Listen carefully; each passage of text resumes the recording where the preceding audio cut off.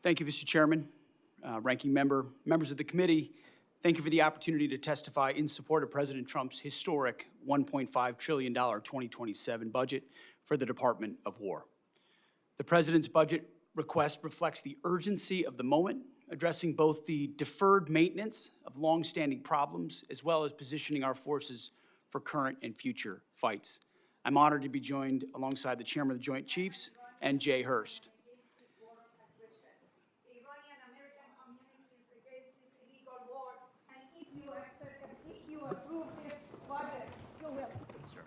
You will complicit in the war crime of this administration.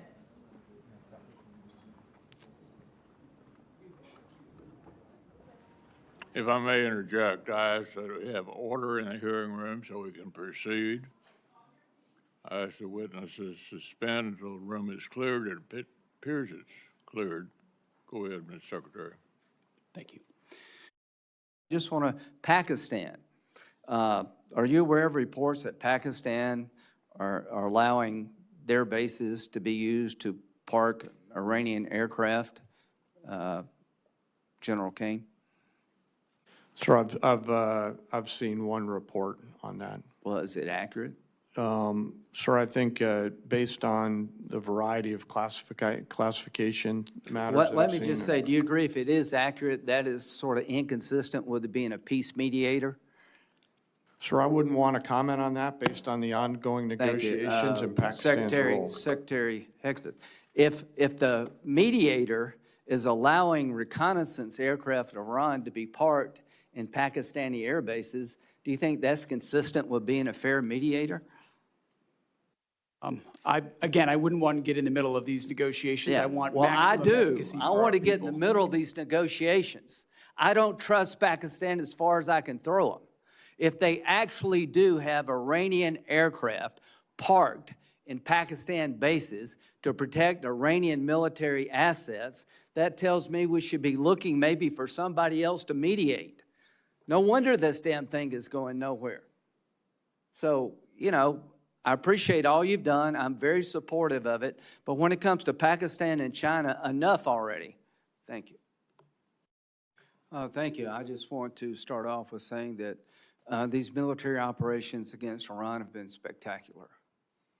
In a matter of months, we have degraded the largest state sponsor of terrorism beyond what I thought was possible, probably more to come.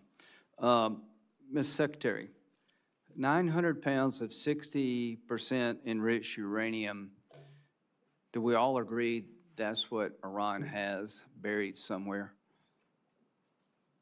In this format, some of that should be classified, so I wouldn't comment on the exact amount of anything. Okay, well, it's just pretty well known. They brag about it.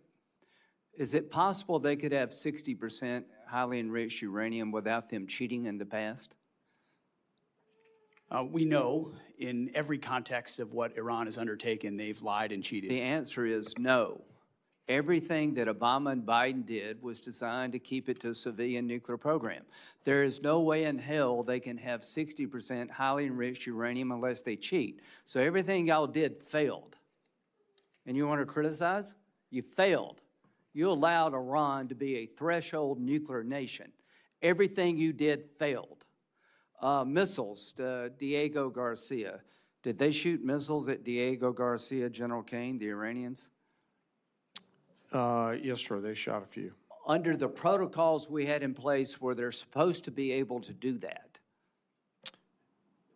Without reviewing the fine print, I believe the answer is no. No, they weren't. You failed there. You failed to stop Iran from being a nuclear threshold nation. You failed to stop Iran from having missiles that could go thousands of miles. Why should we listen to you? Bottom line here. Chairman, thank you all for being here.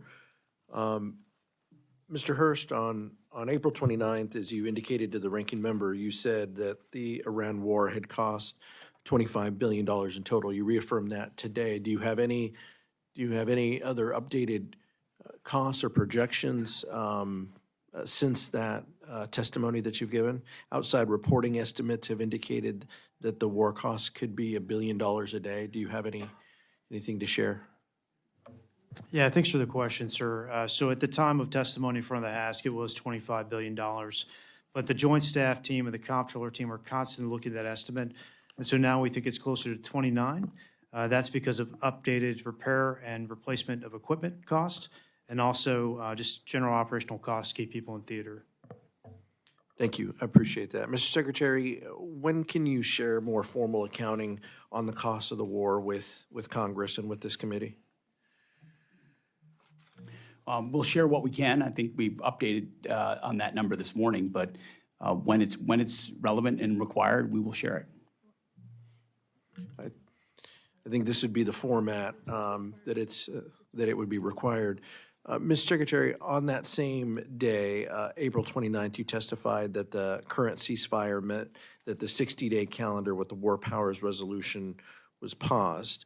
Who are the parties to the ceasefire?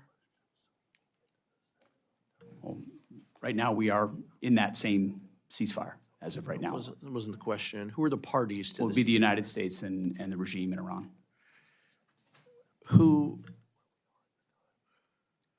many pages is the ceasefire? What deal points? I'm not asking you to share the contents. I guess what I'm trying to ask is, how do we know that the ceasefire is active or not active without any documentation?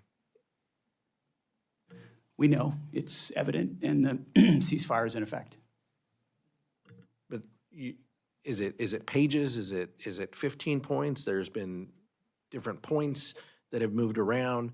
Is there any other, how do we know you just trust that the president knows that the ceasefire is active or not active?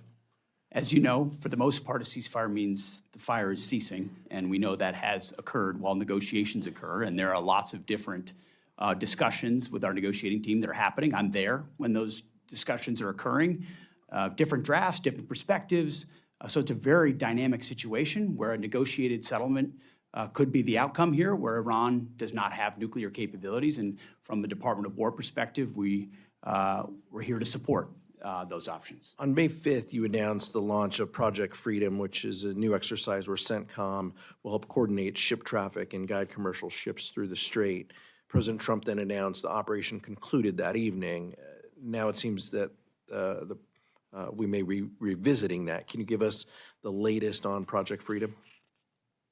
Well, as it pertains to battlefield options, we don't disclose those types of things. But ultimately, as the president stated publicly in his truth, at the request of the Pakistanis and given the options in the negotiation, it was paused, and it's an option we could always recommence should the commander-in-chief want us to. Is the theory to create more ceasefires or more projects just to evade the War Powers Act? The theory of the entire case is to prevent Iran from having a nuclear weapon. And if that has to be done kinetically and militarily, the Department of War is locked and loaded and ready to do that. If it happens through Project Freedom, where you move commerce through, if it happens through a negotiated deal, the president was very clear, even yesterday. This is actually quite simple. Iran will never have a nuclear weapon, one way or another, and we're here to support as one tool of the whole of government to make that happen. General Caine, the depleted munitions have been a subject of some of the discussions that you've even heard here today. With respect to stockpiles that we have around the world, key regions like the Indo-Pacific and the Middle East, can you give us an update? What are you hearing from the combatant commands about their munitions status around the world? Well, sir, we have sufficient munitions for what we're tasked to do right now. That's what I hear from the COCOMs. What I will say is I will always want more, so I appreciate the effort of this committee and the Congress. We're always going to want more munitions. Secretary Hegseth, what are you doing to support the involved services to recap their losses? We're submitting a $1.5 trillion budget that'll remake the department and ensure that every warfighter in the future has exactly what they need, and we're never in a fair fight. And I take issue with the characterization that munitions are depleted in a public forum. That's not true. And ultimately, we have all the munitions needed to execute what we need to execute, and we're going to ensure that we supercharge that going into the future. I think you've heard differences from both sides of the aisle on that point. Yield back, Mr. Chairman. Thank you, gentlemen. Judge Carter. Being consulted. You said just a few moments ago, Mr. Secretary, we control the strait. But it's clear that reopening the Strait of Hormuz for commercial traffic eludes us, in no small part because Iran retains a robust stockpile of cheap, lethal Shahed drones, and they are getting help from our adversaries in rebuilding them. What is your plan for reopening the Strait of Hormuz, Mr. Secretary? I would just note that the majority of your question was highly disingenuous and loaded with suggestions that I very much don't agree with.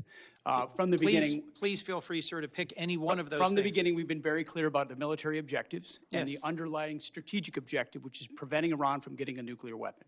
Yes. Take, for example, the fact that Iranians' conventional Navy, they had aircraft carriers with Shahed drones on them before this started. They had full-on destroyers and battleship capabilities, none of which they have anymore.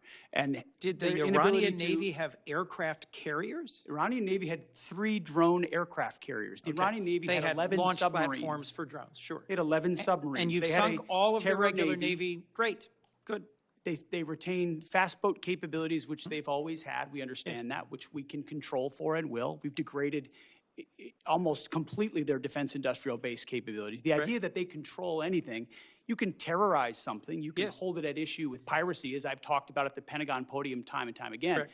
That doesn't mean you control it. We control what goes in and out, and we control whether or not we have to restart conflict. The president does as well. Mr. So Secretary- we're the ones that will manage where this goes in the future, and they have very limited ability to set the tempo or respond to it, and that gives the president a lot of options to ensure that Iran never gets a nuclear weapon.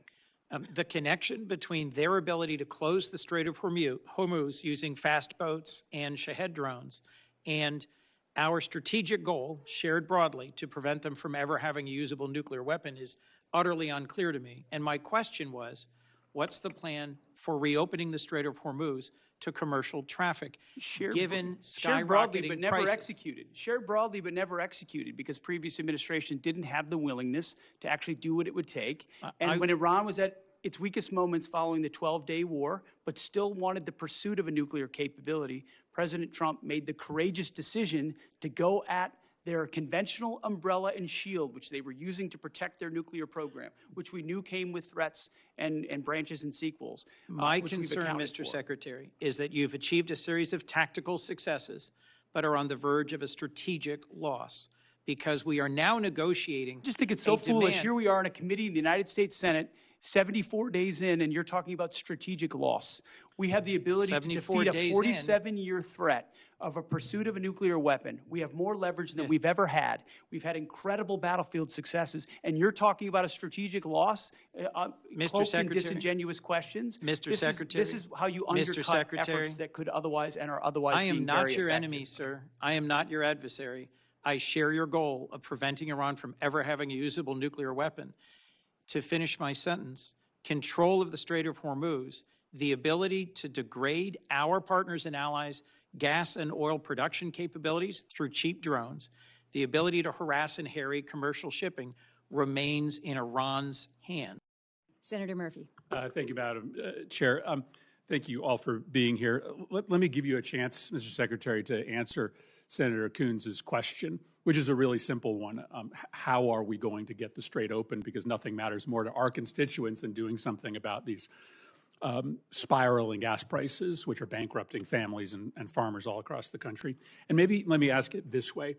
This is the first time you've come before this committee, but in other briefings, people that work for you have told us in plain terms that there is no military mechanism to reopen the strait, that ultimately it will be a political decision made by Iran. And I think you're confirming that here today by suggesting that it will be economic pressure that will create a political imperative inside Tehran to open the strait. So can you just confirm for the committee that there is not a military mechanism or means to reopen the strait, that ultimately we have to essentially use diplomacy, economic diplomacy in this case, in order to convince Iran to make the decision to reopen the strait? I would say, Senator, there most certainly are military means by which we could open the strait, both on targets on land, and also with what we do with our naval capabilities, not to mention our naval blockade. Why haven't demonstrated you by, done, if that's true, and that's not what has been testified to us in private briefings, why haven't you done that already? ultimately, a long-term, a preferred long-term approach would be a deal where they open it up, where they stop being pirates of international waters and allow countries from all nations to flow. You know, these aren't U.S. ships that are being blockaded there. These are ships from all around the world, creating much more pressure for other countries than ours. So the bad guy here is Iran, who's closing the strait through piracy effectively, because they really only have fast boat capabilities. We're blockading them. None of their stuff's getting out. They're feeling all the pressure. Okay, here's my follow-up question. You don't worry that through a study of history, you might come to the conclusion that you are overestimating their willingness to cave based upon economic pressure. The Russians believed years ago that Ukraine would cave because of the economic pressure they were putting on Ukraine. We thought the North Vietnamese would cave because of the economic pressure we were putting on them. Your own intelligence estimates, as has been reported, suggest that, in fact, the Iranians are in a position to hold out for potentially years. This is a high-risk strategy to hope that this economic pressure will eventually cause them to voluntarily reopen the strait when there's plenty of evidence from military history to show that countries that are being attacked or invaded or occupied are actually willing to put up with a whole lot of economic misery in order to preserve national pride. Well aware. We understand all of those historical case studies, and it's not just economic pressure. There's military pressure, diplomatic pressure. We certainly have a lot more military pressure we can bring to bear if the president were to choose to do so. I think there are a lot of different dynamics cards that the president can play, holding all of them to ensure even greater economic pressure or even greater military pressure in Iran. And they know that, and that's why the negotiations are serious and ongoing right now about giving up their nuclear capability, because they understand that. And the problem is time is not on our side here. I believe you are being way too optimistic in your assessment of their potential to cave. But if this goes on for another 30 days, there are going to be thousands more farms that will go bankrupt. There are going to be families that are going to be ruined. And so time is not on our side. And I just don't believe that Iran is ready to capitulate yet. And if they capitulate in a year, there's going to be a whole lot of families and businesses that are ruined in the United States. General Caine, let me finally ask you a question about what seems to be a difference of opinion between the intelligence services that you rely on and the public statements of the President of the United States with respect to our war objectives. The Secretary and others in the President's cabinet have said very clearly that our war objective is to destroy Iran's missile and drone program. The President said just a week ago that Iran maybe had 18 to 19% of their missile capacity left. But there is public reporting suggesting that our intelligence agencies say that Iran still has 70% of their missile and drone capability, which would be a failure of our objectives if that were to be true. What can you tell us about the number of missiles and drones that they have left, and do you dispute that intelligence estimate?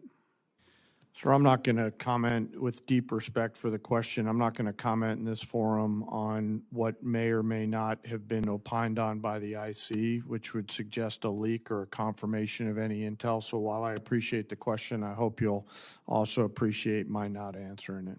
Well, then just give me the President said that 80% of. Yeah, I'm not going to comment on BDA on either way, sir. Well, then how do we or the American public assess the success of the mission when you've stated publicly the purpose of the mission is to destroy their missile and drone capability?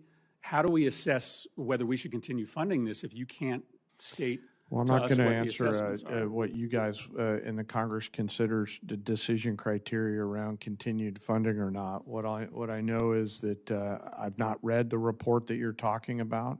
All of our battle damage assessment matters are classified, and it would be inappropriate for me to comment in this forum on that. And I appreciate the question, but I'm not going to answer it. Let me just put it to Secretary Hegseth. The President said that 80% of their missile capacity had been destroyed. This public report says it's only 30%.